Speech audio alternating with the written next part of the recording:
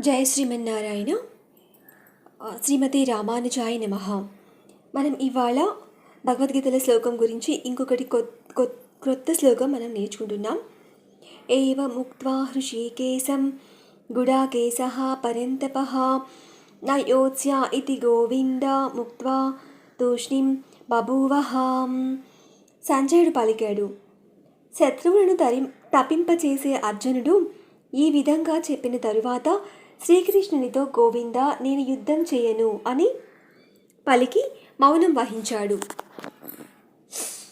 అర్జునుడు యుద్ధం చేయబోవడం లేదని ప్రత్యామ్నాయంగా అతడు యుద్ధరంగాన్ని వీడి భిక్షాటన వృత్తిని చేపట్టబోతున్నాడని తెలుసుకొని ధృతరాష్ట్రుడు ఎంతో ఆనందించి ఉండవచ్చును. కానీ అర్జునుడు తన శత్రువులను సంహరించడానికి సమర్థుడు అని చెప్తూ సంజయుడు తిరిగి అతనిని నిరుత్సాహపరిచాడు.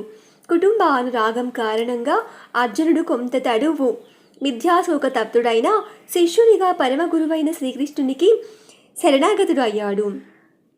వంశానురాగం వల్ల కలిగినట్టి మిథ్యాశోకం నుంచి అతడు శీఘ్రమే బయటపడతాడని పరిపూర్ణ ఆత్మానుభవ జ్ఞానంతో జ్ఞానవంతుడై పిదప తప్పకుండా యుద్ధం చేస్తాడని ఇది సూచించింది. శ్రీకృష్ణునిచే అర్జునుడు జ్ఞాన వికాసాన్ని పొంది తుది వరకు పోరాడతాడు కనుక ధృతరాష్ట్రుని ఆనందము భగ్నము కానున్నది అని ఈ శ్లోకంలో వివరించబడింది. జయ శ్రీమన్నారాయణ.